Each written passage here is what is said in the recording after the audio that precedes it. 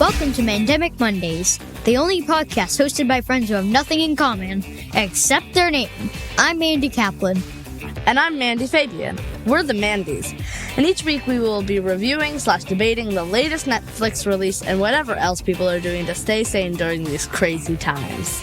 Times we like to call the Mandemic.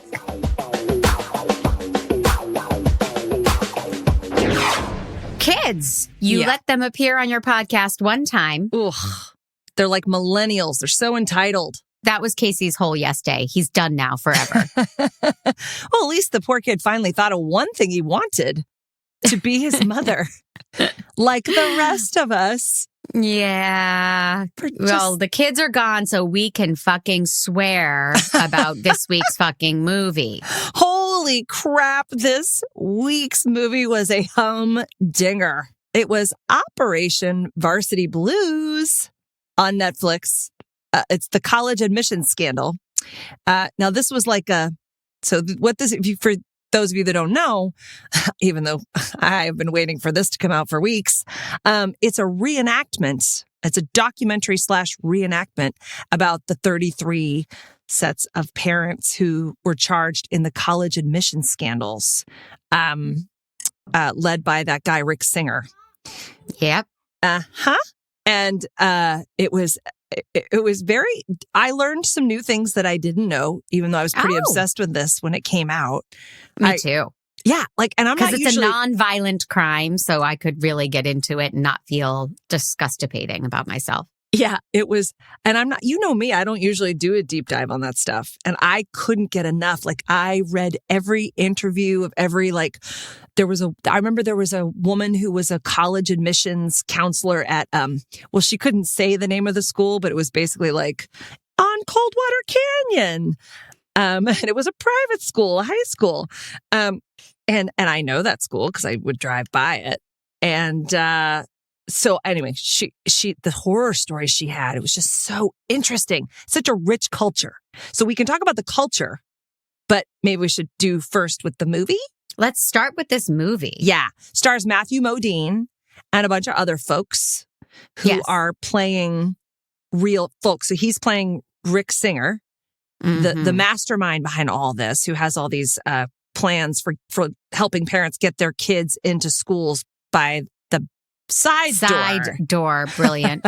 So one of the things about this film is it's a lot of recreation. They used actual recorded phone calls and actual dialogue. So you did hear a lot of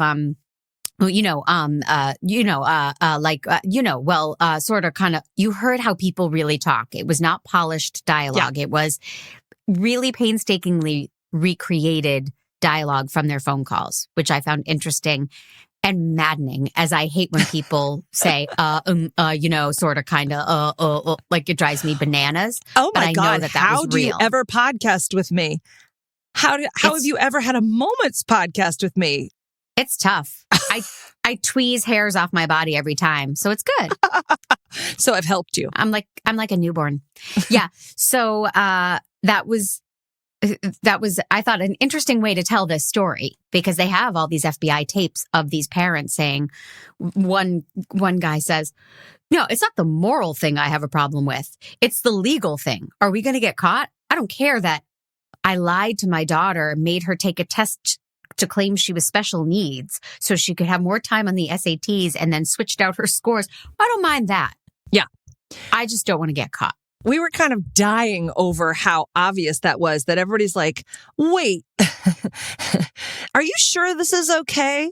When it's so obvious it's not okay. Like, there's multiple red flags that make you go, if you have to ask that question and that guy has to answer circularly the way he did. I mean, it was just so it was like they were begging to be told that this is fine. And their litmus test was, so everybody else does this? So this is a thing? And that was the thing that made it okay. And isn't that terrifying? But keeping up with the Joneses. I want to go back to how the movie was done, because I found it super, super confusing. They had real people, sort of like footage of the real people, and then they had actors playing those people. So you could sort of identify who was who. But I guess because the FBI phone calls were Matthew Modine's voice and the actor's voice, which I guess makes sense. But then when they're like, these are real phone calls, it was confusing because I was like, was Matthew Modine in on this shit? I mean, that is a flawless performance. If not, Well, he was married to the mob at one point. That's true. That's what I heard. Yeah, that's my Nice. favorite, Matthew Modine. I found it to be effective. I was wondering what you were thinking of the recrees. That's an industry Wow, term. is that an inside? That's Yeah. very fancy. Okay, Thank the you. recrees. Mm-hmm. The recrees, the recreations. The movie was, I would say, 70% recreations, and then Yes. and then 30% interviews. And so I didn't realize that when it started with a cast. I was like, it's a documentary. How is it going to be a cast? But it was an interesting way to tell the story. Yeah. And I think we have a new segment on our show called "At What Time Code Did Kaplan Cry?" And last week it was 12:02 for Yes Day, and this week it was at 41 seconds. Fabian, I cried at 41 seconds. Did you stub your toe? What?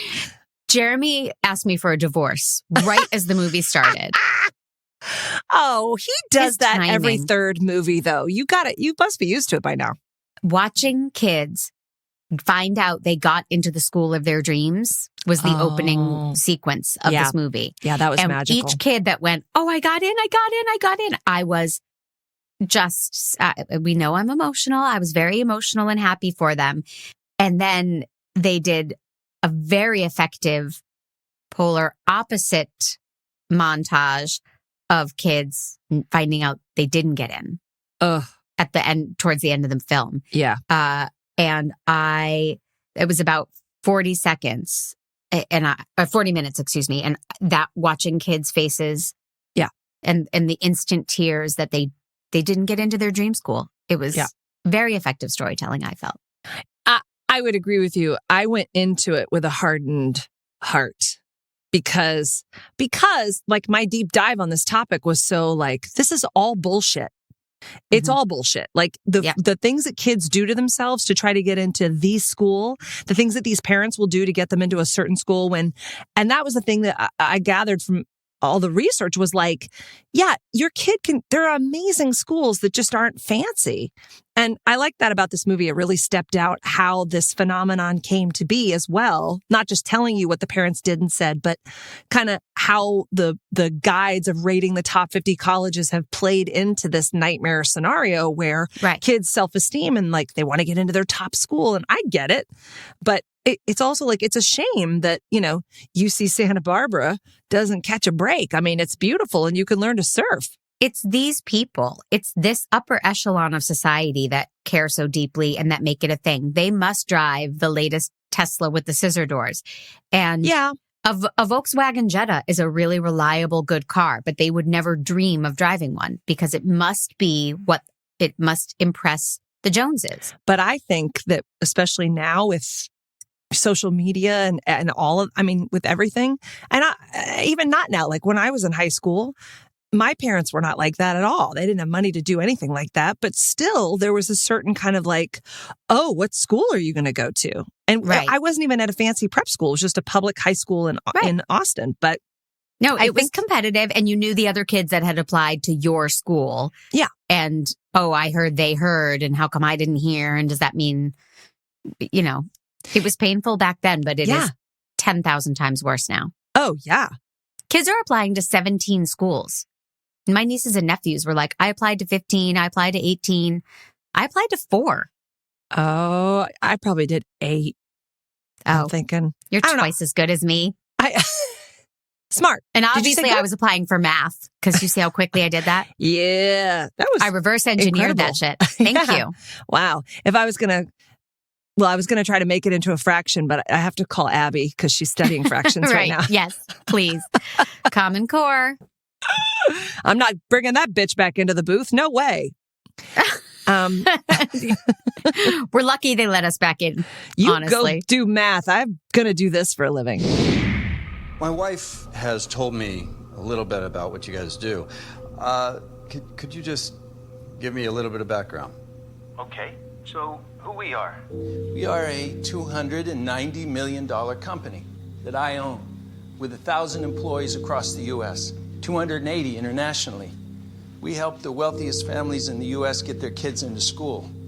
We have every NBA owner, every NFL owner. We've got everybody. Now, these families, they want guarantees. They don't want to be messing around with this thing. They want this thing done. And so they want in at certain schools. So I've done 761 what I would call side doors.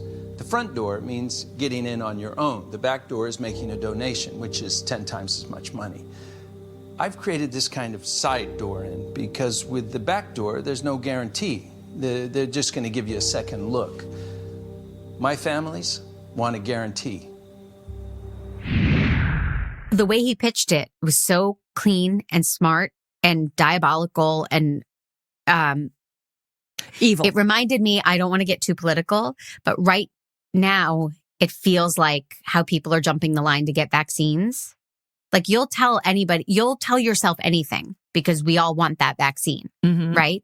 So we'll tell ourselves, well, it's not really jumping the line because my friend did it. It will like, so I imagined those parents saying, well, my kid never really got into sports, but I suppose if she did do crew, she would get into USA. And they just people convince themselves. I don't think that that's it. I don't know that they convince themselves that way. I think they just feel like if I have the money to do this, why wouldn't I do it? And they don't care how it happens.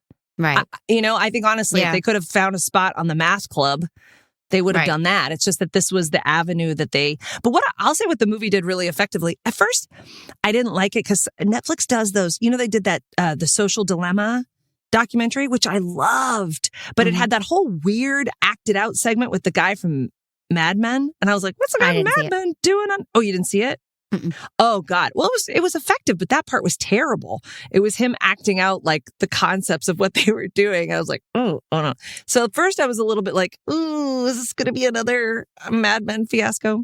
But I love how they showed, taking pictures of kids and how they might Photoshop it. Like they really stepped it out visually, which made it just more diabolical and it really makes you connect to what they actually did as opposed to this fantasy of they marked it on an application, which by the way, the guy starts off marking applications of kids with the wrong race.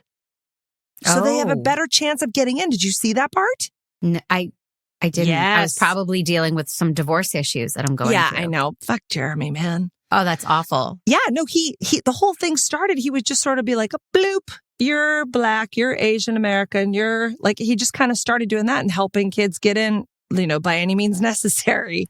Right. And it worked. And I was like, how does that work? They don't check it. You get to the campus and you're like, yep, I'm African American. I mean, what do you do?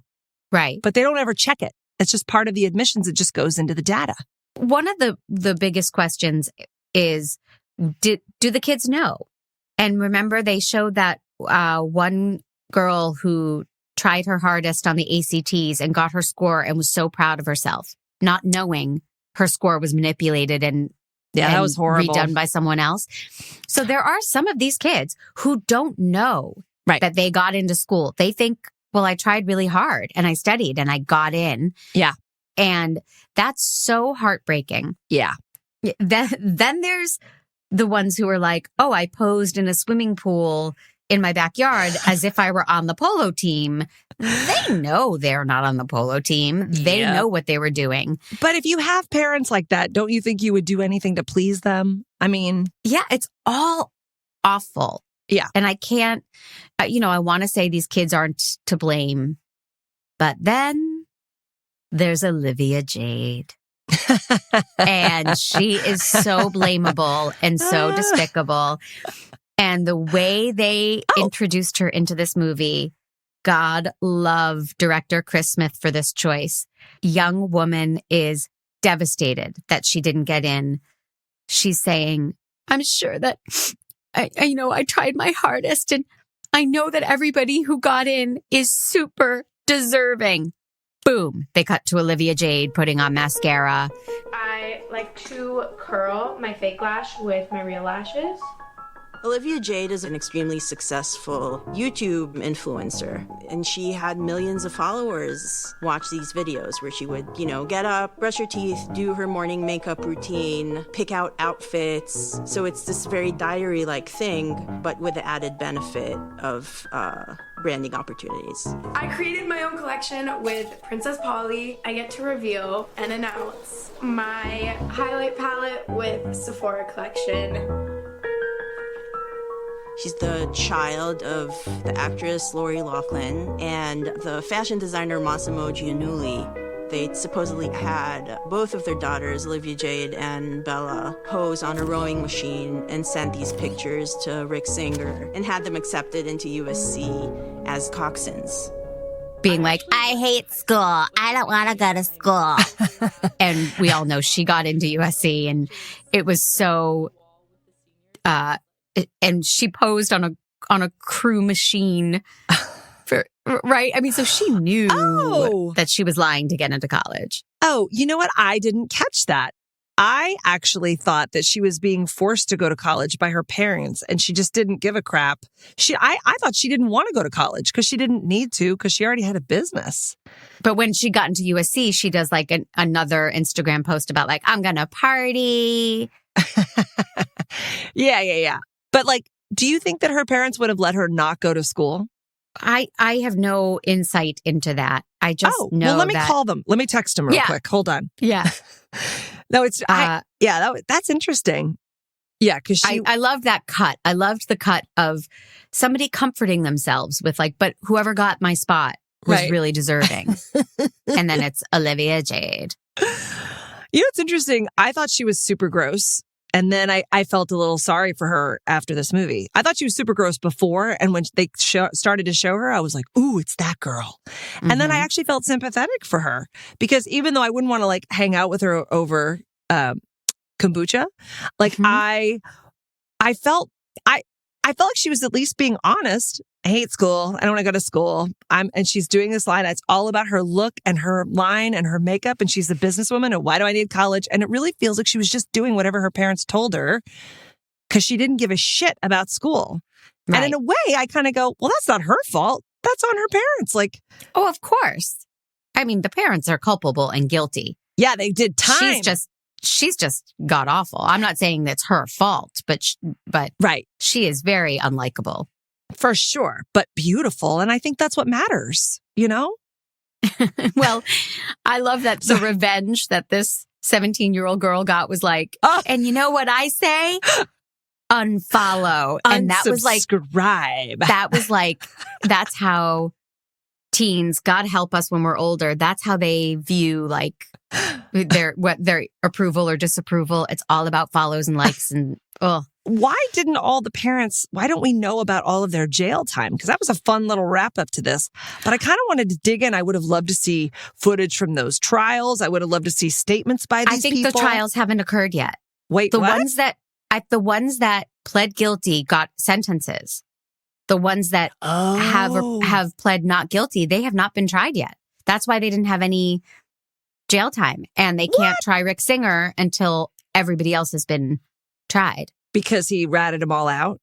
Yeah. Now that's an interesting phenomenon. That is an interesting bird that he is like, I'm going to draw you all into this. Although he didn't. They came willingly, you know. But to then set up that sting, you guys, like there's a turn. He's the mastermind they all come to. And then when he gets fingered by the FBI, that's a crime term as well. Then he starts cooperating after being fingered, which I think most of us do. And he sets up a sting with the wires on and little cameras. Oh my God, It made me so more terrified than ever. Because I would be the asshole who would probably end up doing one of these things. Not because I want my kids to get into a special school, but just because I'd be like, oh, really? Okay. Like I probably wouldn't question it. What would you do? Doesn't it make you think, well, I think Casey's very bright, but he's not like a straight A student. But I would, would I say, oh, he's a very bright straight A student, knowing he's not a straight A student? Would I say, yes, he's athletic, knowing that he likes to play some sports, but he's not like a gifted athlete.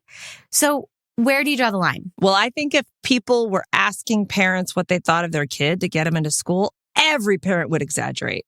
Mm-hmm. I think they would. But that's Right. why they have things like sports, like transcripts and actual records and actual... I mean, I know this is how it goes, but like, don't you find that at every parent-teacher conference, you're a little bit like, that's it? Yeah. Yes. Wait. Yeah. He's not the best student you've ever had? Oh, she's getting distracted? Well, that might be on you. I mean, how's your teaching? Well, I don't know. Yeah. I'm bored right now listening to you yammer on. I wonder a little bit like. But I think that's how some of these parents justified it. Yeah. Right? Yeah. My kid deserves to go to school. Maybe they didn't do so well on the SATs, but if I can fix that, I'm giving them every opportunity. Some of the parents thought that. No, you're 100% right. The thing that grosses me out is that like it has to be a school. Like I feel like that's so like that's snotty to me. Mm-hmm. You know? Like, no, we're going to cancel your 16th birthday party because we didn't book the right restaurant. Right. Like that's snotty. Like just go ahead and let the kid go to school. Of course it's naughty. Look who we're talking about here. And the poor counselors. I feel bad for people that have to be honest with parents and say like, hey, they're not going to go to Duke probably. Like they don't have it, but look at these other amazing schools that actually have programs that would interest your child. And, right. Like the ones that they're trying to help them. And these kids are, not the kids, but the parents are like, oh, I've never heard of it. Blah, blah. Which that's how I am about my friendships. Like if I haven't heard of you before, no, thank you. But school, I don't care. Okay. So I got in through a side door into this friendship? You did. You're my side door. While we are mentioning the side door, You did that once in college and got a rash? I told you not to tell anybody about that. I love that the movie ended with a backdoor quote. Like the whole movie I wrote down, wow, the movie ended with the phrase backdoor. It did? And it was like the side door might be closed, but people are still getting in through the back door. That was like how, they put up the chyrons of like, here's what happened after we stopped filming. Right. And I was like, yeah, this movie ended with a backdoor quote. It's so crazy. Like the back door, the donating copious amounts of money to these giant famous schools, I think is so interesting because like the amount of money, like there are people that donate $10 million or a building to Harvard and still don't get their kid in, right? I know. And you go, how ugly is that kid? Right? To not get in after Hopeless. that. Yeah. It's like, did you try to get him in the Harvard agricultural school? Maybe that would have worked. But like, I can't, like what really boggles my mind is also this idea that you're like, you know what? Let's just try to give 10 million to Harvard. Like that's even an avenue or an option for anyone. Like that we've got 10 million to lose. That's the part of it that I go, wait, what? Maybe it's a tax deduction or something. Like $10 million. Let's go for it, honey. Sure. That blows my mind. And I think that's why, I really do think if you've got that kind of money, you can buy anything. I really think you can pay your way out of any problem. Like we see that all the time. We see like, my God, the Woody Allen Mia Farrow thing. The guy's famous and he's rich and he just got the best lawyers and he could pay for anything. You get away with anything if you're rich. Nobody rich ever suffers for anything or suffers any consequences. Last night at dinner, we explained the OJ trial to Casey. And he's like, how come he's not in jail? We were like, because he's very wealthy and a celebrity and he had the best lawyers. I'm not kidding. We really did explain the OJ trial to Casey. I believe you run out of conversation in a pandemic. So you're like, you know what, kid? I think that's fascinating. I think he should know about that because I don't think I watched it because I was sort of anti-pop culture then, but I happened to read about it a little bit. But like, was Marcia Clark really that bad? Did she bone it that bad? No, she was excellent. Well, then what the heck? Why? Was it just because he was had rich? Better lawyers and star power? And I listened to a podcast all about it. And one of the jurors gave OJ a fist in the air after they got him off. Like, I did it for you, brother. Like, yeah, people loved OJ. Oof. That's Yeah. rough. And speaking of celebrity, so Thank you. When this story broke, this was all about Lori Loughlin and Felicity Huffman. Yeah. Felicity Huffman, this is not in this movie, Operation Varsity Blues, but Felicity Huffman very wisely fessed up immediately and took a slap on the wrist and served 13 days in jail. Yep. And I really admire that she was like, what I did was terrible and I'm deeply sorry. And I'm sorry, Mhm. But then I heard a podcast, a Rick Singer podcast about this. And I've heard the actual calls. Wait, he's podcasting? No, No. the podcast of this. Oh, I okay. don't remember what it was called, which I'm terrible. Felicity Huffman, in her emails that they're reading, says, ruh-roh, the school says she can't take the test there. What are we going to do? And from that moment on, I have felt nauseous about Felicity Huffman because here she is emailing Rick Singer about like, my daughter's going to cheat to get better scores, right? Uh-huh. And she dismisses it with ruh-roh, and it made me sick.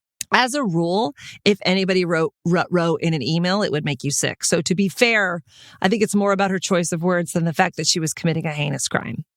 Am I wrong? I don't mind ruh-roh. I'm a big Scooby-Doo fan in okay. general. But Wow.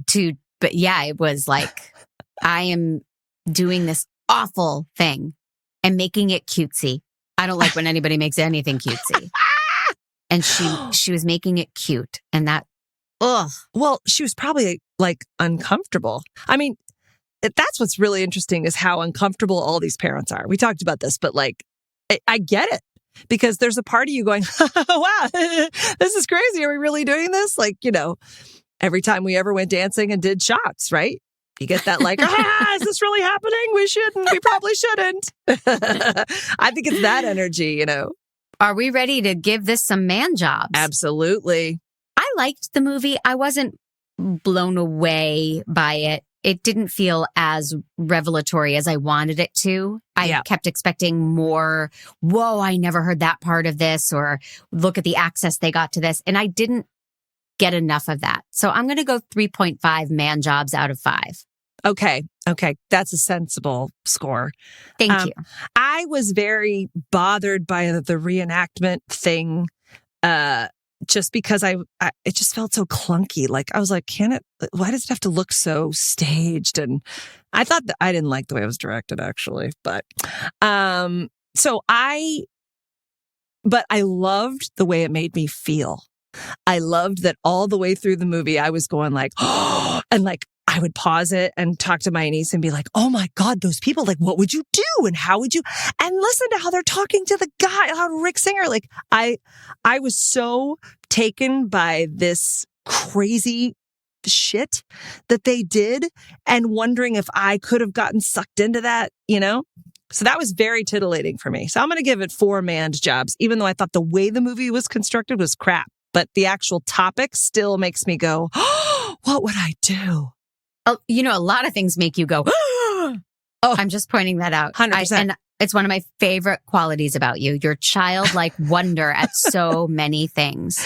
I mean, I wonder, like, if I hadn't gotten into Vassar College. There it is. I don't like to, I mean, is it a good school? I don't know. I guess it could be. I didn't look it up. It's number 14, but no, I'm kidding. I didn't look it up. It was a joke. We could move on. Number 1 in my heart. Mm-hmm. But that was just dumb luck. I definitely did not try out for water polo or play field hockey. Although once I got to Vassar, I wished I had, because hubba, those ladies. Am I right? The water polo ladies at Vassar? No, the field hockey ladies.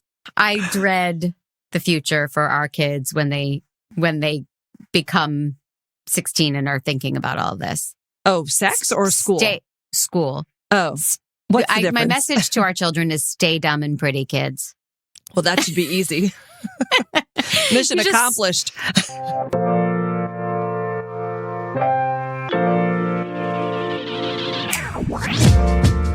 Fabian, you obviously, my dear friend, talented writer, auteur, director, actress, singer.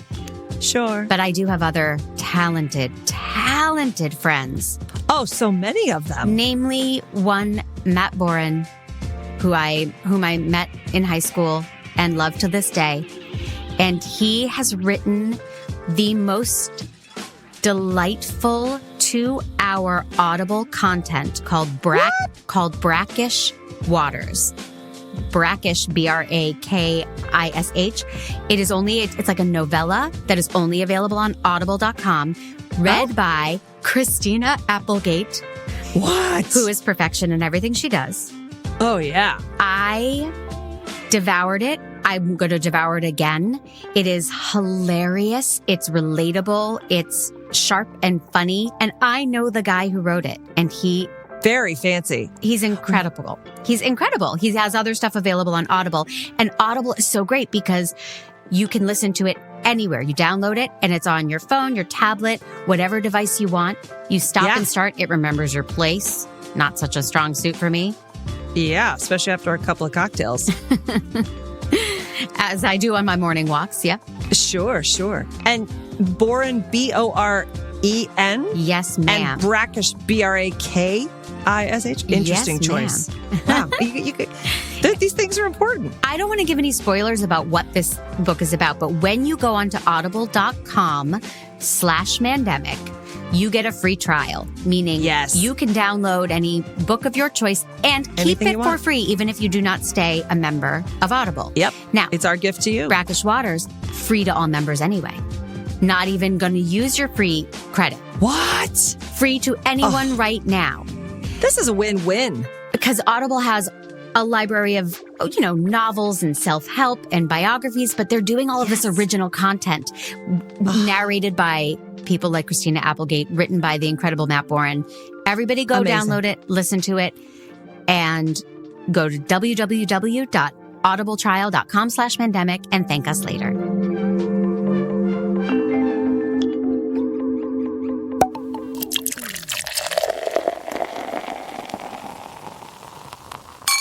What else are you doing to stay sane?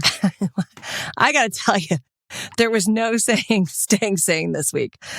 Every week I've been like, ooh, look at this little fun thing. And the pandemic has been a little bit like a scavenger hunt of like, look what people are doing. And this week was just a shitstorm, man. So there was no staying sane this week. The only thing I have to offer our listeners is it's okay if you are also not staying sane. And if you're having a tantrum or feeling frustrated, may I recommend It's It ice cream sandwiches. Yes, brought to you by the makers of It's It. Are you looking at me like you've never had an It's It? I've never heard of or had it. Oh, mother I was God. so certain you were going to say like tequila. Yeah, when you were like, if you need help. So I have dreamed of like going someplace and finding a cigarette to smoke. Like I was at that level which I don't smoke anymore. Right. But like it was that kind of like, I want a cigarette. What's an It's It? Oh, well, it's way better than a cigarette. And how come you're not eating one slowly on camera for me? Because I proposed and you said no. So we have to have boundaries. Yep. Okay. Yep. Why don't you get Carrie to eat an It's It for you? She would do it. Oh, God. That's, we want different things. The It's It is oatmeal cookies surrounding delicious, soft, fluffy vanilla ice cream. Okay. And then dipped in chocolate. That's what I needed. Because I don't do anything without chocolate. So I enjoy oatmeal cookies. Mm-hmm. I enjoy vanilla ice cream. Yeah. I was not into this until you said dipped in. Yeah. And then I got hot. It's crazy. Like my friend described it to me and I was like, oh, all flavors I enjoy. Mm-hmm. Sounds good. Mm-hmm. But I wasn't like running out to the store to get one. And now that I have had one, it has completed my life. I'm actually doing a podcast with an It's It sandwich. So I wanted you to know first.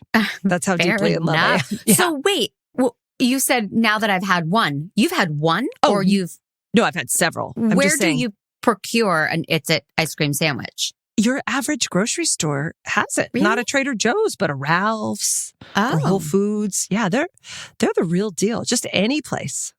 Okay. They're really, I think you just have to know about them. They're a little bit like maybe the Skinny Cows or the Mhm. Like, they have those special, you hear about those special cheeses or pickles Nutty or whatever. Buddies. Yeah, Nutty those Buddies. I'm picturing things like a Nutty Buddy. those are more Smart and Final. Like, it's a little more Oh. high end than that. Oh, okay. I was depressed, but I wasn't like Nutty Buddy depressed, okay? Okay.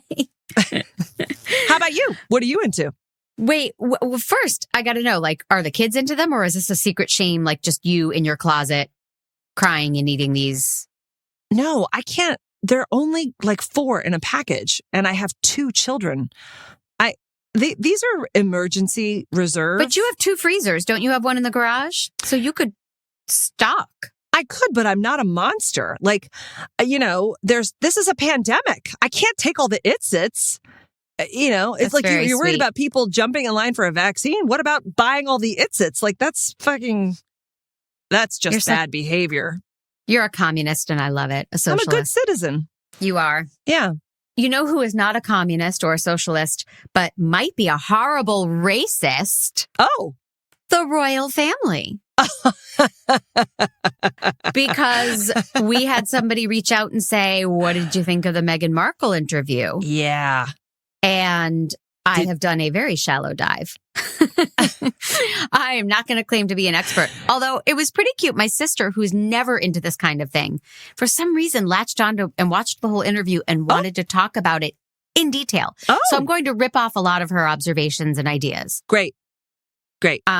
First of all, she has the best sister in the world. Yeah. My Did she sister. say that, or are you just putting I those? think she was implying it. Yeah. Mm-hmm. And Okay. I always infer it. Sure. No. So Meghan Markle this is 2 weeks old now. I apologize, America, that I'm just catching on, but did a very in-depth interview with Oprah Winfrey. Mm-hmm. And Prince Harry joined her. And there were several bombshells in this interview. That have been since refuted in the press, and like it was one of those. Yeah, I don't know. Maybe that's the royal family doing the old Rick Singer work on whatever she said. But like, I've heard interesting things. I've heard Meghan Markle is a monster from people I've heard that as well. who have worked with her, and I've heard that as well. She will lie about anything, and so that's interesting. But that's Harry doesn't hearsay. seem like a liar. Harry seems like an upstanding guy. Sure. But look at me. I'm married to a liar, and I'm a great person. Wow. Kidding. Here's what I find interesting. The response from the royals is, we're very much not a racist family. Okay. Doesn't really say a lot, William. And then the palace released a statement. The whole family is saddened to learn the full extent of how challenging the last few years have been for Harry and Meghan. So not a denial, not that's not a lot. So the claims of racism were that because Meghan Markle is half black, they were unsure what color the baby would be. And my mom thinks that was Charles saying that, because they did make it clear that the Queen has never said anything hurtful to them and that the Queen is lovely. Okay. So my mom, by process of elimination, that it wouldn't have been William. And so she's like, I bet it was Charles saying, we don't know if that baby's going to turn out to not look white. Wow. And that was unacceptable to the royals. For a guy who was banging a divorcee the whole time he was marrying Princess Di, that's pretty gutsy to be all like, oh no, decorum. That's interesting. Okay. So, and then because they weren't sure, they were not going to give security to the baby. They're going to let the baby ride in the sidecar without a helmet? What does that mean? Oh, what a great image. So that was the bulk of her revelations were about how she was treated and she thinks because of racism. Not even so much as like, oh, because I'm American or I'm an actress. Right. But it was which are racist. Both way worse than being African American. Oh, God. You can't say that. Ooh, you're going to have an HR meeting. So they get along with the Queen just fine. And then this is the part that I found heartbreaking. Meghan claims she was very depressed / suicidal. And they call the the palace, the firm, the institution of the palace who ran their lives, the firm said you are not going to seek help publicly. So she couldn't go somewhere and get psychiatry. And she said she was suicidal. So if you're suicidal, you go stay somewhere and you get help, and that they wouldn't allow it. Oh, because of the stigma of mental health. So that is crushing to think of somebody suffering and not being able to get the help they need, because it would look bad. The royals strike me as a family that would have hired Rick Singer. Well, I did like that when it all came out. I think did we talk about this already? That the Wall Street Journal had a headline that read like that they were going to handle this like privately. That they the royal family. They weren't going to make any. They were going to deal with these accusations of racism in-house. Right. Which is like not really dealing with them at all. I love that. I love the image of all of them sitting around breakfast tea, sort of nodding to each other and going, oh. We're dealing with it. Yes. So about the thing, yes, we'll talk after we hunt the dogs at lunch. Oh, they don't hunt dogs. No, you don't hunt the dogs. Right. You hunt with the dogs. I was never royal. I was never royalty, not but once. But you could be royal. I have to stop. Royal. Okay. So I guess the question really is like, do you trust Meghan Markle? And my initial instinct is she really doesn't have anything to gain from lying. She could say, oh, they were lovely. It's just we wanted to do something different with our lives and devote our lives to charity and produce television, and she would be beloved by all.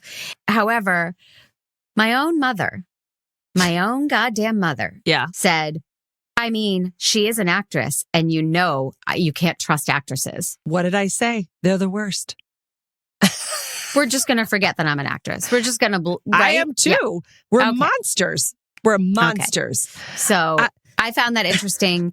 I found Meghan Markle to be sincere, to seem very well-spoken and intelligent. I tried to forget that I had heard that she's very unpleasant on set. And I have a weird trust for Prince Harry. He just seems like a mensch. He does. Who knows, really? I'm glad they got out.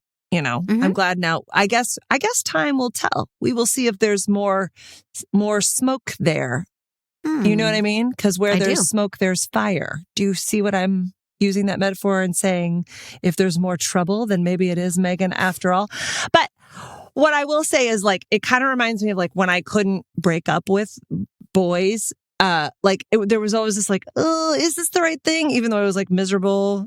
But I didn't want to go get help, i.e. break up, because what if this was the best thing? So I think maybe she was a little bit like, but being a royal princess maybe could be great. Like, I'm super famous and I'm like living in England, which is really pretty. And, like, why would you leave a royal family? That must have been a very difficult decision. Oh, I'm sure it was. So there's a part for him of me to abdicate, if that's the right word, for him to give it all up. Yeah. That, for her, not such a big deal. She wasn't born into it. But he's giving up everything that he ever knew. Yeah, that's true. You're right, I guess.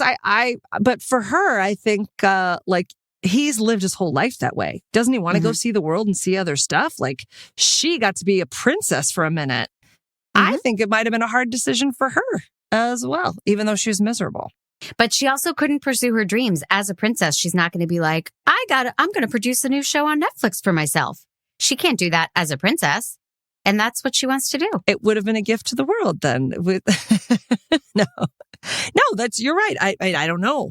Nowadays, I mean, the Obamas have a development deal. The Clintons have a production company. Like, they're giving all of the fancy political people production deals. So actually, we have to be next in line, don't we? Well, what are you going to run for office? Like, I've asked you multiple times. Oh, God. So many skeletons in this closet. I know. Can't run that horse. So. Yeah. Next week. Oh, God damn it. You can't say that next week. You can't say that about next week. Next week, we have to be squeaky clean. I'm so excited. I can't handle it. Oh, yeah. Flames on the side of my face. Yeah. It actually, yeah. I watched the trailer and I was like, oh my God, I need to write one of these things. Why have I not written this yet? Yes. Yeah. This is on Netflix. It releases Friday. It's called A Week Away. A Week Away. It is a Christian church camp musical. With the music of Michael W. Smith. Oh, I don't know who that is. Oh, they sing this duet, Place in This World, and that was like a Christian mega soft rock ballad in maybe late 80s, early 90s. But they're doing choreography like it's High School Musical. Oh, yeah. Yeah. But they're on a lake and David Koechner's in it. Am I getting that right? Is that who it is? I think that's right. Yeah. Yeah. So I'm curious, but what I love about this movie is from the poster, from the font, without seeing 1 second, you know it's a Christian film. Right? I mean, it just reeks of Christianity and wholesomeness. I thought it reeked of like Hallmarkness. I didn't think Christian. Those are not so far apart. True. Very true. Yeah. Yeah. But High School Musical, for that matter, could have been a Christian film. Bite your tongue. Well, squeaky clean. Boy crazy, but nothing dangerous. Well, I love it. Now I'm going to sign off and think about Zac Efron. Thank you. You always do that. Don't make it sound special. I know. Just for tonight. Just this one time. Oh, God. Yeah, I'm very excited about next week. I have a feeling we are not going to disagree at all. No. But I smell a sequel that we are going to write. Yeah, I've already started, actually. Nice. Just show up with Act 2, middle of Act 2 conflicts, and we'll be good. I got it. Yeah, I know you do. All right. Awesome. See you next week. Love you. Love you.